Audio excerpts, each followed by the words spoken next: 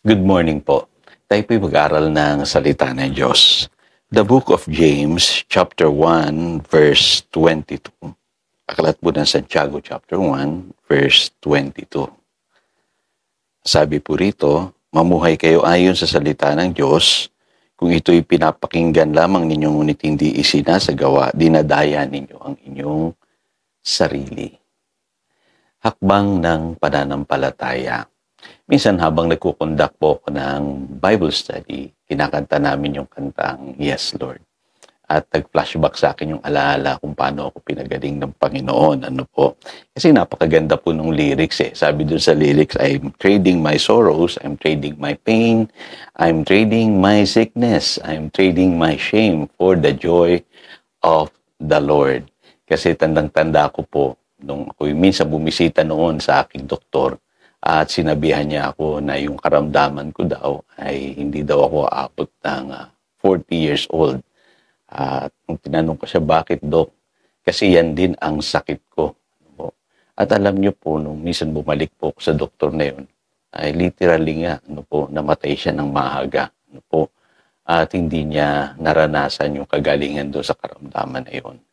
Pero ako po, iba po ang nangyari sa akin eh. Kasi naalala ko po noon, maagang nailagay sa aking puso. Yung kapag ikaw ay nananalangin, kailangan ay naniniwala ka doon sa iyong ipinapanalangin. Hindi ko alam yung pala ang tinuturo ng Mark 11 verse 23 na kung saan sinasabi na anyone who does not doubt in his heart but believe that what he says will happen, it will be done for him. So, sa mga pangako ng Diyos, na nabasa ko sa Biblia, isa ito sa tumatak po sa akin.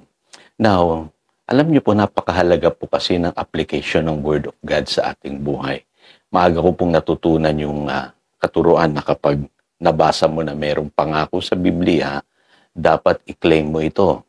Kung meron namang command, ay dapat sundin mo ito. Yun yung basic application of the Word of God sa ating mga buhay. Pero ang natutunan ko na napakahalaga po ay yung tinatawag na confession.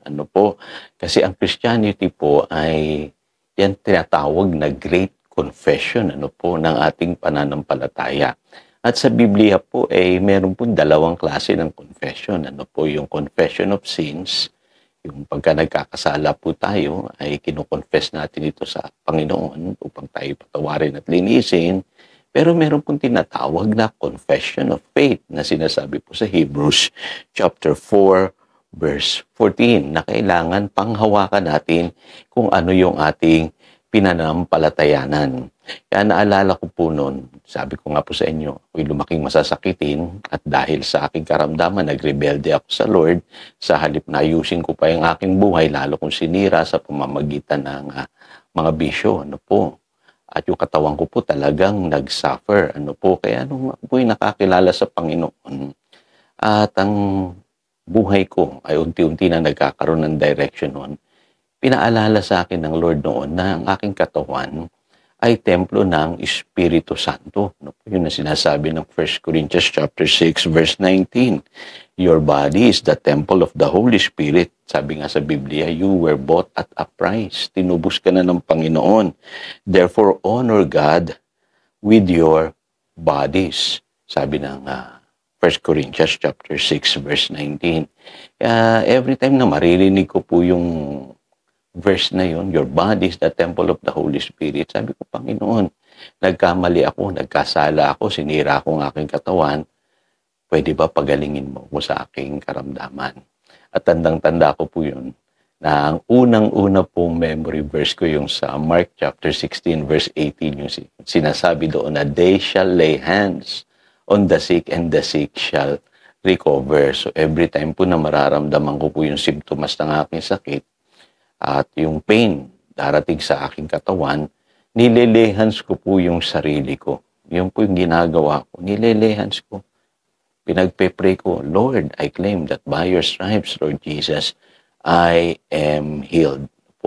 So alam niyo po, unti-unti po akong gumaling. At naintindihan ko yung power ng confession. Na kung ano yung pinanalangin mo Sang-ayon sa salita ng Diyos, naniwala ka, sabi sa Mark 11 verse 23, tatanggapin mo yan mula sa Diyos. Kaya alam niyo po, gumaling po ako. At hindi lamang yan, nakita ko yung sarili ko na dapat hindi ko palaging iisipin na ako'y masasakitin, na lagi akong pinahihirapan ng karamdaman. Ang ginawa ko po, nagpunta po ako sa gym. Nag-exercise po ako. I don't care kung pagtatawanan ako ng mga tao, kung nakikita nila ako na kahit ang payat-payat ko, nag-exercise ako, hindi ko po inisip yun. Basta, ang ginawa ko, umakbang ako ng may pananampalataya at naniwala ako sa kayang gawin ng Diyos sa aking katawan. At salamat po sa Panginoon. At hanggang ngayon ay tinatamasa ko po yung kagalingang ibinigay niya sa akin noong ako'y na-born again. At alam niyo po, every time nagkakasakit po ako, the same. Confession, ang aking ginagawa.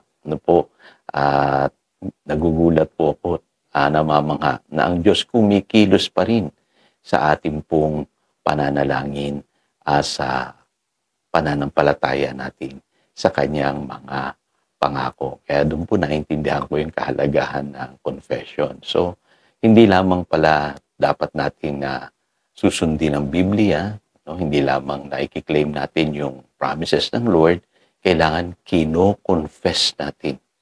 Sasabihin natin, yes Lord, I believe, naniniwala ko sa ginawa ng Panginoong Hesus sa aking buhay. Kaya ang prinsipyo po dyan, every day, start with the right confession. Okay, magsisimula doon sa negative confession na katulad ng ginawa ng aking doktor, na minsan, alam nyo, yung sinasabi natin, yun tuloy ang nangyayari sa ating buhay. Start with the right confession, Act upon your confession. Kumilos ka. Kung ano yung sinabi mo, pinanalangin mo, pinaniwalaan mo, lagi mong tatandaan na hold fast to your confession and believe that you have received it. Kailangan ganun po tayo. Napakasimpleng application ng Biblia. Minsan di lang natin alam kaya hindi natin nararanasan. So again, ito si Pastor Jojo nagpapaalala upang daluyan tayo ng pagpapala, manatili tayo sa kanyang salita. Good morning.